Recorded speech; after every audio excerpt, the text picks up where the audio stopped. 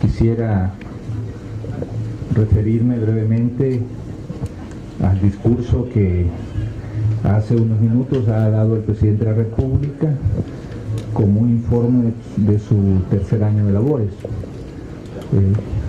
Estas son algunas de mis impresiones iniciales a partir de sus palabras. Creo que el discurso plantea de manera bastante clara cómo estaba el país hace 3 años, heredando las consecuencias de una crisis financiera mundial que nos llevó a descender de una manera dramática en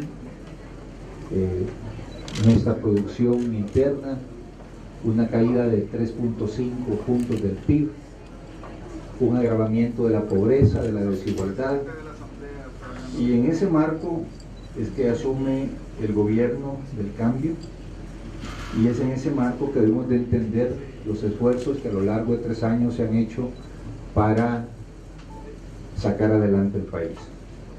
Yo destacaría del discurso algunos elementos importantes, como por ejemplo la postura de no privilegiar grupos, de no seguir manteniendo el gobierno atado a los compromisos y privilegios que en el pasado determinados grupos económicos gozaron en este país.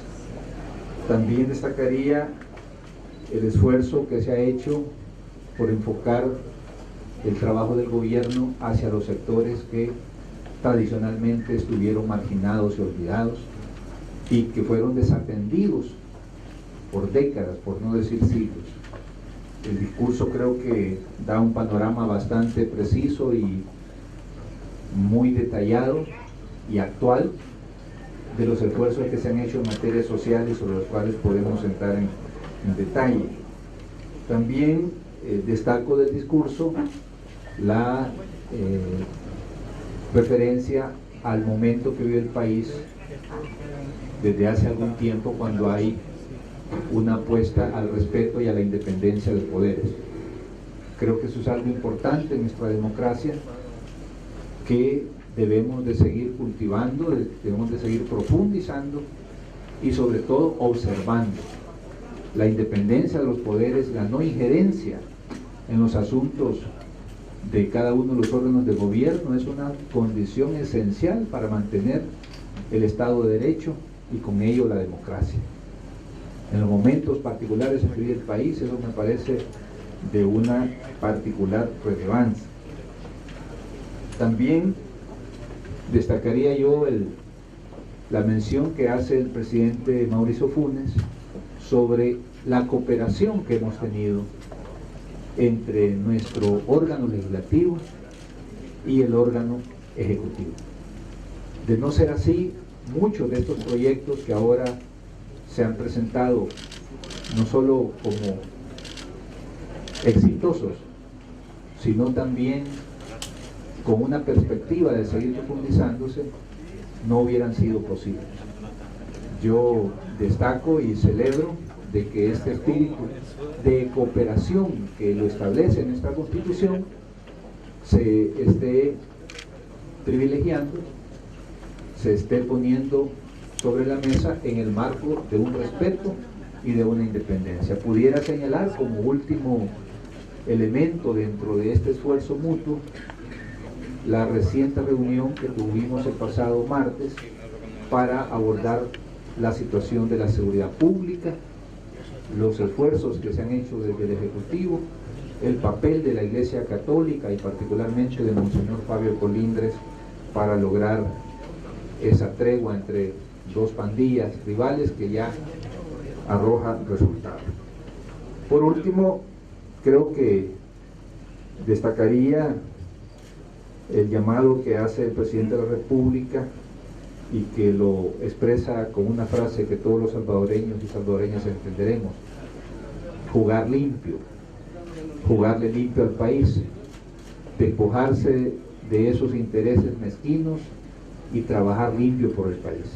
Esto significa reconocer los logros que se han tenido en estos 3 años, reconocer que también hay retos, reconocer que hay demandas aún insatisfechas, reconocer que el país viene de una crisis muy profunda, crisis de valores, crisis de pobreza, crisis de desempleo, crisis de seguridad, crisis derivada del desmantelamiento del aparato productivo que se vivió en los gobiernos anteriores, y que en esas circunstancias el gobierno ha tenido que navegar y buscar salidas a la problemática de la gente.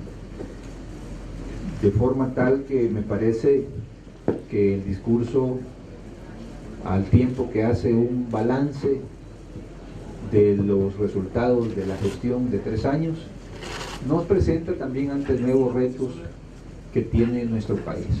El reto del crecimiento económico, el reto de la generación de empleo, de ingresos, de la reactivación más intensa del aparato productivo, particularmente con las iniciativas que están ya a la vista y que algunas de ellas el presidente se ha referido, como es la puesta en práctica de la Banca Nacional de Desarrollo y de otros programas de fomento de la productividad, el apoyo a las pequeñas empresas, el apoyo a las mujeres productoras. También, para señalar y concluir con esta breve reacción, yo destacaría la reforma política por la vía del voto de los compatriotas en el exterior. En esta asamblea nosotros hemos estado siempre abogando porque se respete ese derecho, porque se reconozca ese derecho. Siempre hemos creído que para tal efecto no es necesaria una reforma constitucional, sino que se puede hacer por vía de ley. Y vamos a estar a la expectativa de que el presidente, a través de uno de sus ministros, nos envíe ese anteproyecto para poder trabajar en él y, por supuesto, combinarlo con otras ideas y proyectos que ya están en el seno de la Asamblea Legislativa para que sea una realidad que en la elección presidencial del 2014 nuestros compatriotas en el exterior van a poder ejercer su derecho al sufragio. Estas serían pues unas reacciones al discurso y por supuesto quedamos abiertos a sus preguntas sobre este tema. Fernando Romero, La Prensa Gráfica, buenos días.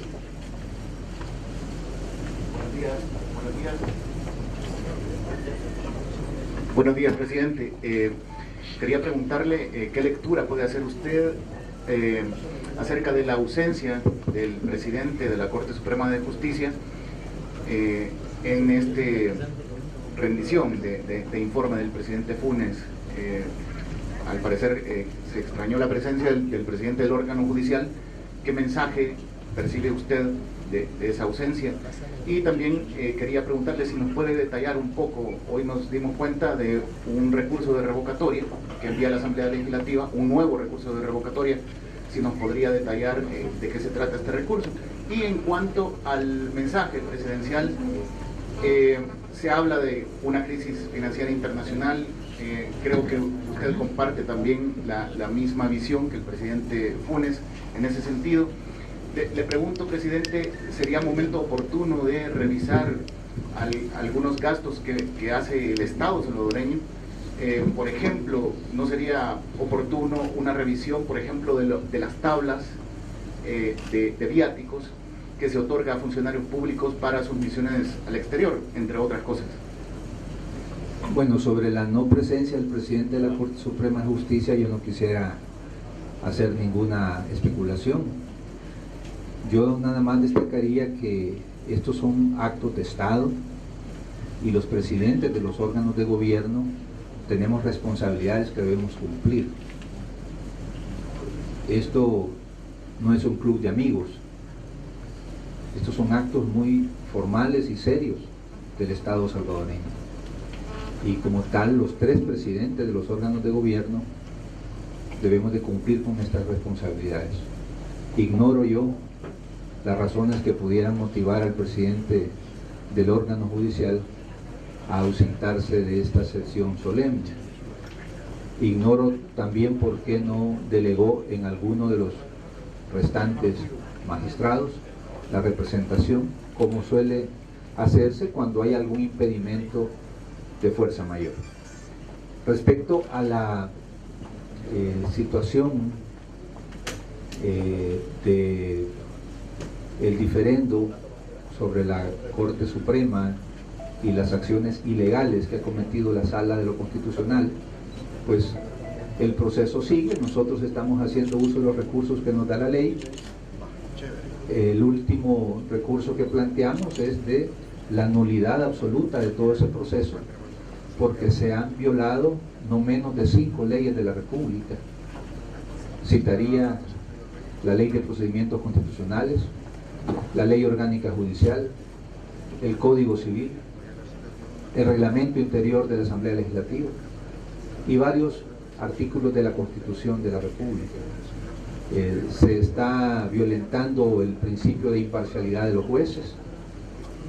Al actuar como juez y parte, varios de los magistrados o magistradas involucrados en el caso. Los dos últimos, el caso de la magistrada Dinora Segovia de Varillas, que a juicio de esta asamblea concurre como juez y como parte, porque ella es parte de la lista que propuso el Consejo Nacional de la Judicatura a esta asamblea. Y es evidente que al ser parte de esa lista tiene interés en un determinado resultado de ese proceso.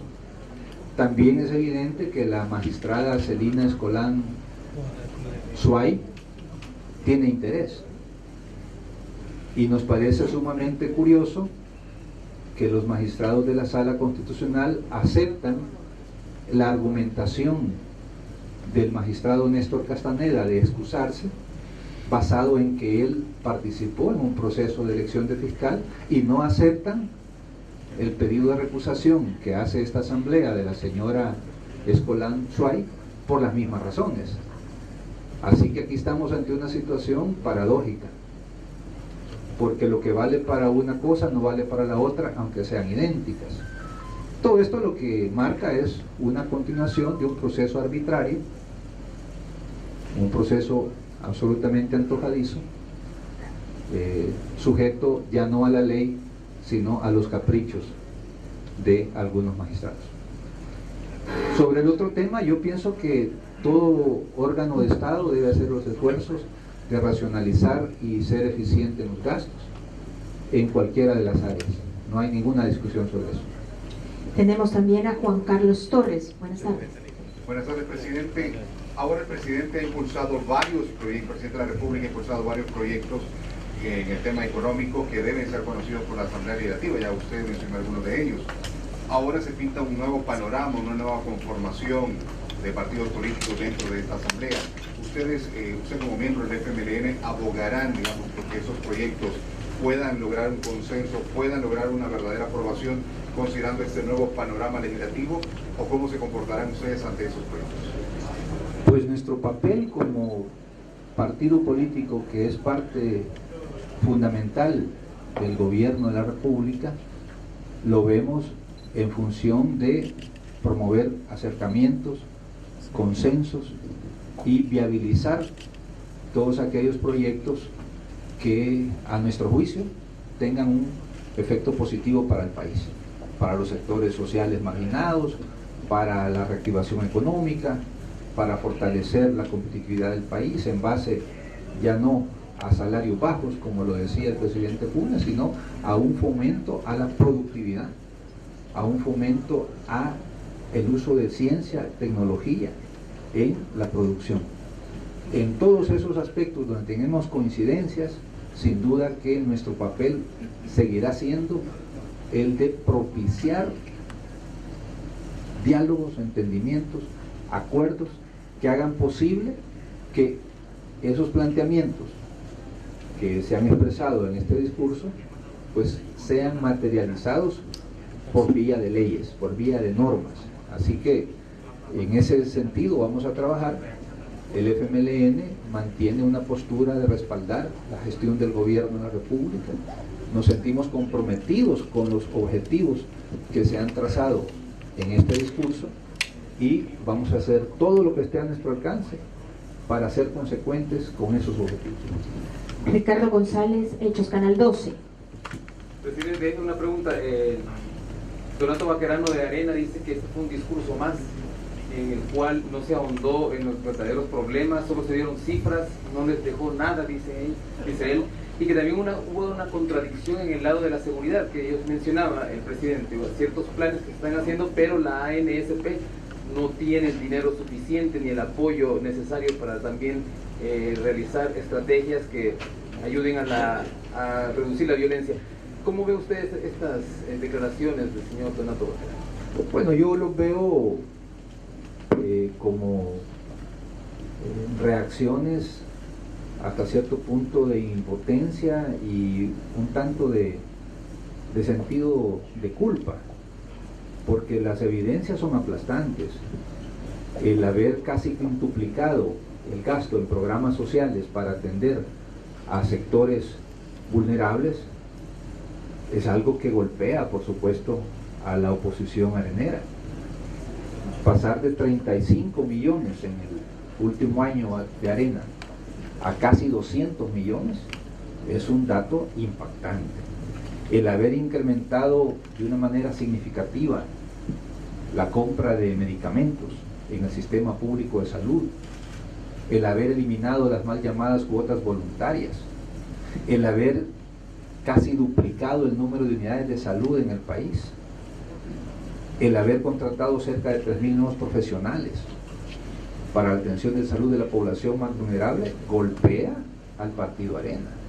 El que ahora también los grupos de poder económico, que son los que financian y son propietarios de ese partido, no tengan el derecho de llegar a Capres o a esta asamblea a plantear sus leyes e imponer sus leyes, pues golpea al partido Arena. Yo pues veo que es una reacción natural de un partido que se empeña en negar las realidades que todos los salvadoreños podemos ver, reconociendo por supuesto que hay enormes retos, que hay todavía muchas esperanzas por satisfacer, muchos anhelos por llenar. Usted cita un caso muy particular que es el de la Academia de Seguridad Pública. Pues en todos esos esfuerzos se necesitan más recursos, pero recordemos que es el partido Arena quien se ha opuesto sistemáticamente a las reformas fiscales. Arena pide recursos para la salud, para la educación, para la seguridad, pero se niega sistemáticamente a que se incremente la recaudación de impuestos. Protege a los evasores. Está permanentemente buscando que se mantengan los privilegios fiscales. Es una contradicción obvia y es además una muestra de demagogia pura. Exigen recursos y niegan los recursos al mismo tiempo. Yo creo que el pueblo salvadoreño entiende y percibe que ese discurso es un discurso falso y demagógico. Edgardo Rivera, esta es la última pregunta, Diario El Mundo. Buenos días, señor presidente Reyes. En el tema siempre de la Corte, ¿cómo entender entonces el tema de la notificación? Si